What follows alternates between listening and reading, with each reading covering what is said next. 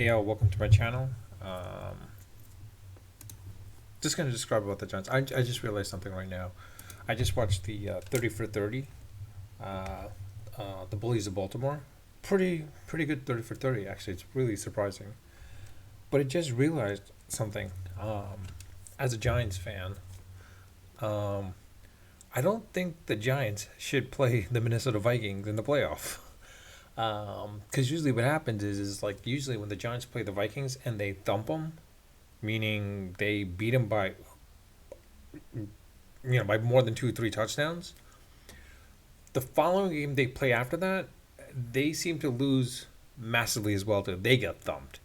So in the 2001 NFC Championship, the Giants went against the Minnesota Vikings. They won 41-0, and because of the way they beat the Vikings at that time, everyone thought, okay, the Giants versus the Baltimore Ravens in that Super Bowl, it was going to be a close game. The Giants probably most likely going to win.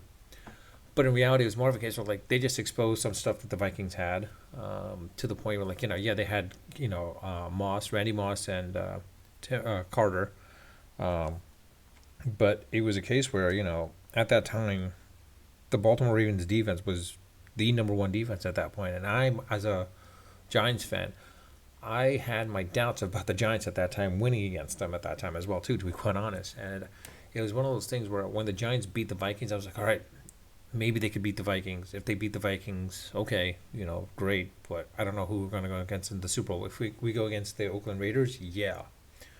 But of course they thumped the Vikings. I'm like, I got a little sense of falsehood in that aspect, but at the same time, I was brought to reality when I saw how the Ravens beat the Raiders. I'm like, okay, you know what? Their defense is really top notch. Our offense isn't that great. Kerry Collins at the time, good enough quarterback, not a superstar quarterback. Tiki Barber was a good running back. I need Ron Dane as well too. Thunder and Lightning. Our defense was decent enough. You had a Monty Tumor as well too, and Ike Hilliard. But it was more of a case where Strahan was you know your anchor for the defense, but it wasn't a number one defense at that point. We weren't like the top tier defense at that time, to be quite honest.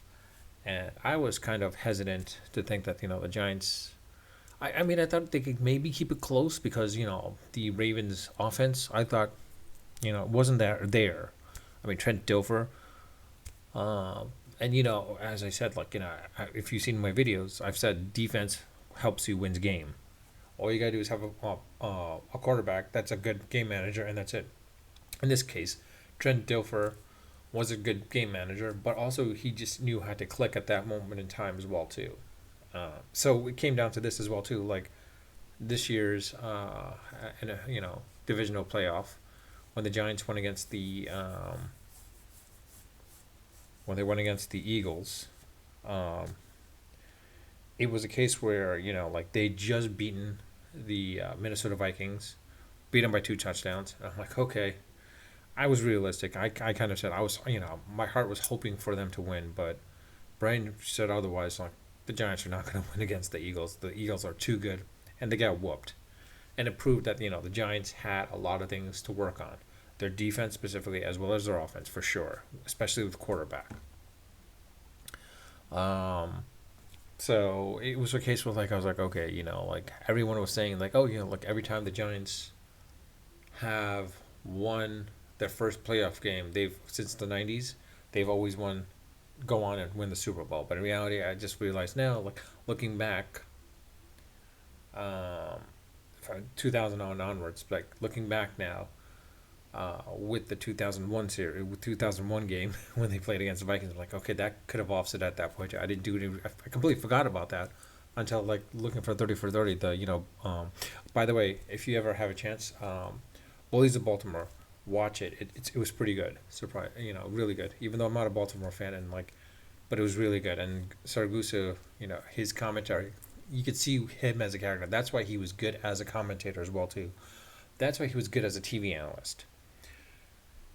Tom Brady going to the analyst role, if he doesn't have like what Goose has, I don't think he's gonna be there. And like even what's his name, Tony Romo, changed the way analyst calls games. TV announcers call games now. He changed it and he has that niche, and now people are trying to like kind of come close to what Tony Romo's doing. Um, Brady, if he has something on it, some sort of niche that can work out, great. But honestly, I doubt he's just going to be bland, dry. He's not going to be worth it. Honestly, I think he's going to be good as an offensive coordinator slash QB coach more than anything else. But like I said, it's one of those guys. I just noticed that and it was kind of surprising, and I just realized the correlation. I'm like, oh, hopefully the Giants never go against the Vikings in the playoff, and if they do, hopefully they win maybe by one touchdown or a field goal. Because if they whoop them, chances are the next game they play against, the next playoff game they play against after that, that follows. I mean, they'll probably be whooped. So I'd rather the Giants avoid the Vikings altogether. But in any case, that's pretty much it. As a Giants fan, I'm looking forward to seeing what Schoen does this off season, and what Dable can do for the new season basically, and see how the Giants stack up. Now I would say this: as Dable definitely deserves to get Coach of the Year. They would have said, "Oh yeah, Vikings," but in reality, the Vikings coach. But in reality, take a look what Dable has done. He beat the Vikings, did really well, and look where they're at right now. So I think he deserves to be the Coach of the Year, considering the talent that he had. He definitely deserves to be the Coach of the Year. Um, but yeah, again, please leave your comments in the comment section. I do answer them or respond to them. I do read them, of course. When I see when I do get notified, but I do read them, and I do try to respond to all of them the best I can. And also, please subscribe as well too. More subscriptions, the better, of course. I think everyone wants to get subscribed onto their channel if they post videos. But in any case, let me know your thoughts. With that, I'll leave it at that. Unfiltered, unedited, and unrehearsed. Until next time.